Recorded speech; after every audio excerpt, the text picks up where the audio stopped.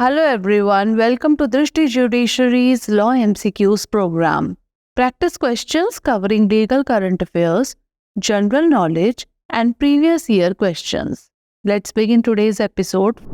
First question is, what does Section 34 of the Specific Relief Act 1963 provide? Monetary compensation, declaratory relief, injunctive relief और punitive damages. विशिष्ट अनुतोष अधिनियम 1963 की धारा 34 क्या प्रावधान करती है? मौद्रिक मुआवजा, घोषणात्मक राहत, निषेधाज्ञात्मक राहत या फिर दंडात्मक हर्जाना। The correct answer is option B, declaratory relief. इसका सही जवाब है ऑप्शन बी, घोषणात्मक राहत। Recently, in the N. Thajuddin versus Tamil Nadu Khadi and Village Industries Board case, the Supreme Court ruled that in a suit seeking a declaration of title along with recovery of possession, the limitation period for filing the suit will be 12 years. Section 34 of the Specific Relief Act 1963 deals with the discretion of court as to declaration of status or right. हाल ही में N थाजुद्दीन बनाम तमिलनाडु खादी एवं ग्रामोद्योग board मामले में सर्वोच्च न्यायालय ने फैसला सुनाया कि स्वामित्व की घोषणा के साथ साथ कब्जे की पुनः प्राप्ति की मांग करने वाले मुकदमे में मुकदमा दायर करने की सीमा अवधि 12 वर्ष होगी।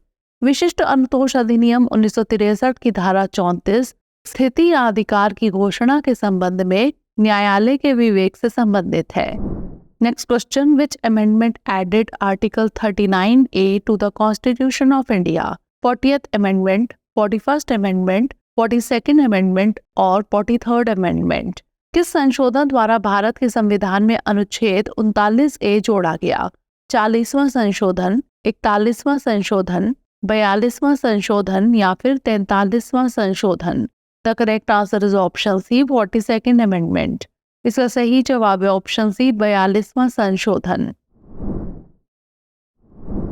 Recently, in the Suhas Chakma versus Union of India and others case, the Supreme Court suggested that effective measures should be implemented to display the contact information of the nearest legal aid officer in public locations. The 42nd Amendment, enacted in 1976, specifically added provisions related to free legal aid. हाल ही में सुहास चकमा बनाम भारत संघ एवं अन्य मामले में सर्वोच्च न्यायालय ने सुझाव दिया कि सार्वजनिक स्थानों पर निकटतम कानूनी सहायता अधिकारी की संपर्क जानकारी प्रदर्शित करने के लिए प्रभावी उपाय लागू किए जाने चाहिए। 42वें संशोधन में विशेष रूप से निःशुल्क कानूनी सहायता से संबंधित प्रावधान जोड़े गए। Next question, according to Section 50 of the NDPS Act 1985, who is allowed to search female persons? Any officer, only female officers, any gazetted officer or none of these? NDPS अधिनियम 1985 की धारा 50 के अनुसार महिलाओं की तलाशी लेने की अनुमति किसे है?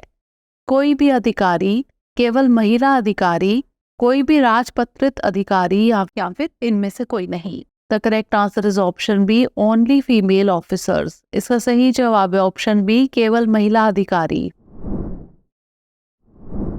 Section 50 of the Narcotic Drugs and Psychotropic Substances Act 1985 mandates that only female officers conduct searches of female individuals. This rule is in place to ensure the dignity and privacy of women. स्वापक औषधि एवं मनः प्रभावी पदार्थ अधिनियम 1985 की धारा 50 के अनुसार केवल महिला अधिकारी ही महिलाओं की तलाशी लेगी। यह नियम महिलाओं की गरिमा और गोपनीयता सुनिश्चित करने के लिए बनाया गया है। Next question, what does section 353 of the IPC और section 132 of BNS address? Assault on individuals, assault on public servants, bodily harm और वर्बल अब्यूज। आईपीसी की धारा 353 या बीएनएस की धारा 132 किससे संबंधित है?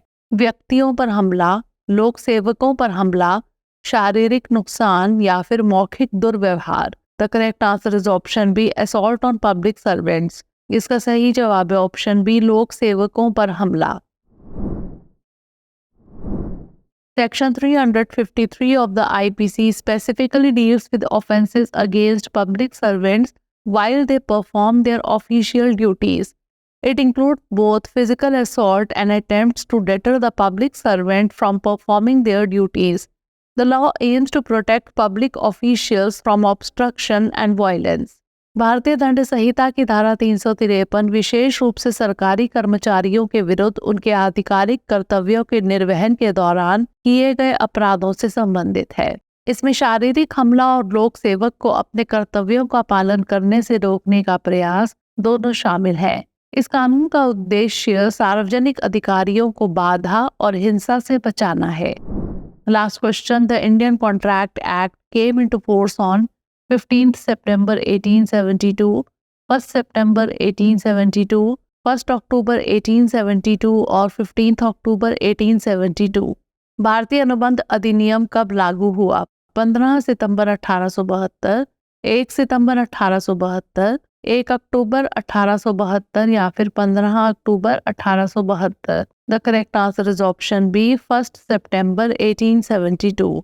इसका सही जवाब है option B, 1 September 1872। Indian Contract Act came into force on 1st September 1872। भारतीय अनुबंध अधिनियम 1 सितंबर 1872 को लागू हुआ। Now is the time for practice question. Which of the following is not covered under the law of contract? Bailment of goods, sale of goods, guarantee और indemnity. आइए note कर लेते हैं अभ्यास प्रश्न। निम्नलिखित में से कौन सा अनुबंध कानून के अंतर्गत शामिल नहीं है? माल का निक्षेप, माल की बिक्री, गारंटी या फिर हानि से सुरक्षा।